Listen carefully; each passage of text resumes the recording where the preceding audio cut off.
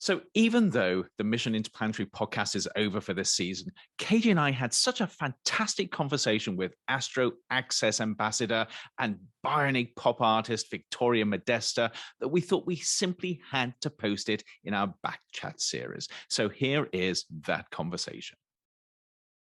So Victoria, the flight is coming up. This is with the Aurelia Institute flying with the MIT Media Lab. And you are one of the people on the flight. And I wondered, we've flown together before and it was the first time. And there's this, moment of discovery of what, floating in zero gravity and lunar gravity is like. Now that you've had some time to think and plan and plot, what are you hoping to do on this flight? Well, that experience of awe of floating has not left me. I'm so glad. That is really important to point out, because I had spent my whole life kind of rehabilitating my body and and then there I sort of was where the body doesn't matter in the same way, looking around the cabin and seeing, some of my fellow crewmates who have never stood or not been, bound to their wheelchairs, moving around. I mean, it was really, really impactful. And fun. And fun. So Cady fun. must have told you that the one thing she misses on the International Space Station is flying. The number of times you've said this. Well, just that it's with you.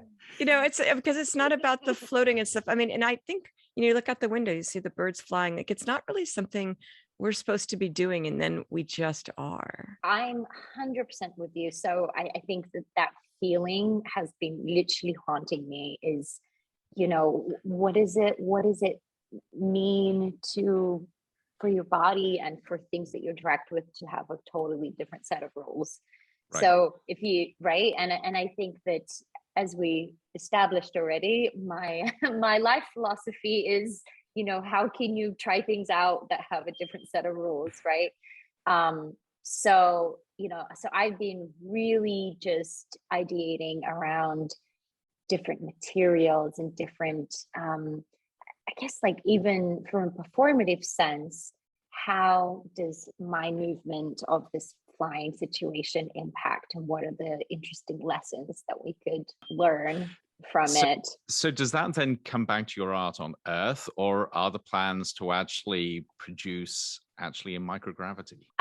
So it stems from my research back on Earth. I spent a significant amount of my life exploring alternative prosthetics and art prosthetics and tech wearables and just sort of changing your body with design and architecture. So it's definitely stemming from that. I mean, on this flight specifically, we're exploring a microgravity adjusted prosthetic that has magnets, that has let's just say non-rigid sort of qualities to it. So I feel you're trying really hard to make the rest of us jealous, because you actually get to custom design your limbs in this environment. Oh, absolutely. I mean, and look, I've seen videos of Cady talking about her hair, and how, she was growing it to kind of see it float and how special it is, and I really share that sentiment, right? Because after experiencing 3D printed materials and rigid materials and everything's about function, I'm I want to see how I can take that feeling and expand on it. And what kind of image can I create that just totally blows you away? Right. Some kind of different influenced sort of species feeling, or something. So I'm looking at absolutely everything that I can possibly do, and I honestly cannot wait to try it out.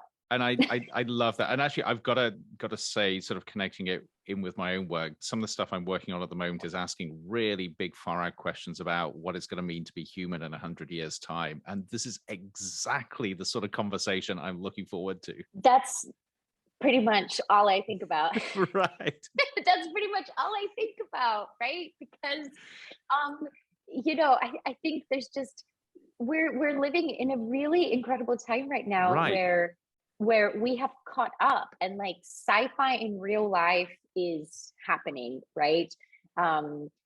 So some of the work that I was previously doing in retrospect was sort of creating a real life avatar of myself, right? Like redesigning it, changing the components and seeing the effects, how just simply shifting the silhouette of your body just dramatically impacts other people. You know, right. it's such a rich field. And I really believe that the space frontier specifically, it's so much easier to, you know, just kind of float up there and really ponder the meaning of everything, you know, from a different perspective. Cady. And I haven't even been to space, Cady. Well, but it's not about going to space, you know. Victoria made me think about that comment about that I grew my hair so that basically every sort of candid photo, okay, we're taking a picture of this experiment or whatever, that there would be this like clearly a woman up there because she had long hair, you know, long sort of curly hair. And I did it on purpose because I just think there's not enough chances for girls and women to, in a subliminal way, have this message, hey, you belong here. And one of the things I just really love about Victoria is that she has so many different dimensions. Right. I mean, and so, I mean, you can take the prosthetic dimension, but when, you know, what about singing and art and style and futurism? And, you know, there's all these different ways that in one single image, let alone a video of Victoria, the number of different kinds of people that are going to say, oh, I could belong there. Right. But from everything I've seen, you do it with awe and wonder and enthusiasm. I mean, which becomes infectious then. That's really, really great to hear. You know, I think honestly, that is always like my number one priority, because there is so much effort to talk about the future of the human body and lifestyle, and, you know, how inclusivity and diversity and like all of those different types of things, there's so much effort to talk about it from like a place of heaviness and from a place of, yes, you know, and I just, you know, I think that I really just focus on channeling my energy on kind of reimagining something that feels different. Right. And how can you know, like I always find it like almost like a blockage, you know. So I mean, I guess that's why I was really drawn to creating, right? Is that there is you know, it is a sort of a sense of relief for myself, you know, to try and just think about it very differently. And I'm so happy, you know, that you have been able to kind of feel that from my work. And like, honestly, I hope that this is just a beginning. I am just dying to find out how this next flight goes and how it changes your perspectives, your ideas, your thinking, and what you'll want to do next. You know, I was going to ask you, Victoria, that you know, it surprised me that some of the mobility challenged people in wheelchairs, that it was the lunar parabolas where you're just at, you know, a certain percentage of your body weight, and so they actually could walk literally on their legs, and that was just something they hadn't done in, you know, for many of them their whole life. And so I thought, oh, I wonder if, you know, Victoria would be like, you know, racing across the plane, you know, doing that, showing that she could run. And I just realized that you're never going to be done with this zero G stuff, are you? No, it's everyone that's in my life is just like, oh my God. I mean, I'm fully hooked on it. You know, the idea that you can do all of the experiments and you are essentially abiding completely different set of physical laws, right, to me is just, it's, you know, it's what I imagined when I was a little girl, right? That nothing is what it seems. Like everything on earth has a completely different meaning, you know, mass, weight, everything we right, know. everything changes. Right. So Yeah. it's really incredible. I'm never gonna be done. And you know, I think that I'm just starting to discover exactly what my place can be in this conversation. And you know, I'm like, Brace. Well, we hope you'll promise to come back and talk with us after. Let us know how it went. Absolutely will definitely come back and hopefully have something to show this time. It's hard to capture stuff there. This is where art comes in. With your art, you have the ability to actually capture and convey that in a way that just video and photos don't. Yeah, I mean, that's a good point. Yes.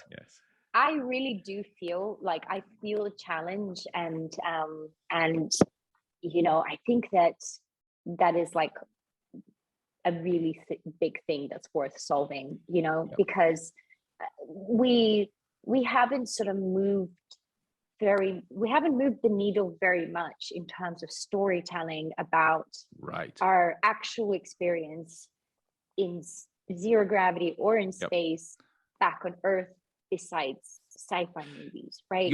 You're right. And so if you think of how few artists have been into space, of course, Cady, you're an artist as well as a scientist, but this is how we learn. There's only so far talking about the facts can go. It's really that deep human experience that we need. And you only do that through the storytelling that comes through different forms of art.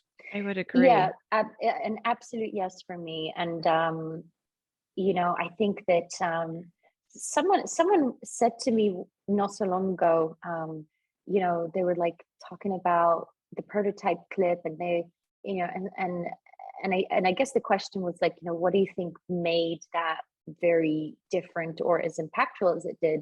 And this person was like, you know, I think it was the fact that people knew that you're real, and that everything that's happening is real.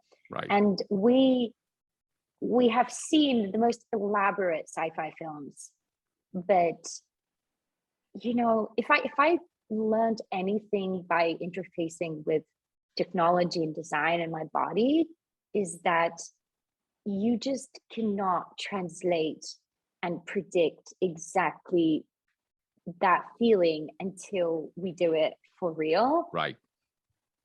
And I just cannot wait to see what happens when we start getting real, kind of more elaborate content and presentation from these magical experiences. I just cannot wait. It's going to be so cool. Well, come back, tell us all about it, and I guess I'll be there. So I'll get you're going to make sure you're there. Yes. You get the front row of all of the experiments. You're going to get to touch things and point at things and be like, "What the hell, Victoria?" You know, you're going to get the front row, and you know, maybe I'll get some advice from you. You know, but I'm mostly just very excited to you know, meet kind of a kindred spirit of, you know, that kind of awe that you get from thinking about the creative aspect of being up there. Like, I'm so excited to be able to sort of, you know, have you on this flight and be able to talk about it and hear any insights and just kind of share. You know, it's something you can't really undo, if that makes sense. And now I'm feeling left out. You're going to have to get me on one of these flights sometime. Art flight. Right. We've never recorded an episode of the podcast up on the plane. There we are. That's the link with the podcast. Yes. There you go. They're going to be really short segments, but we'll do it. Oh my God, I absolutely love that. Mission 2023 in the calendar. It'd be awesome. I love it. This has been great, Victoria. Thank you so much. Thank you both. Good luck editing this down into bite. I have no idea how I'm going to do this. But Well, you know, we'll see.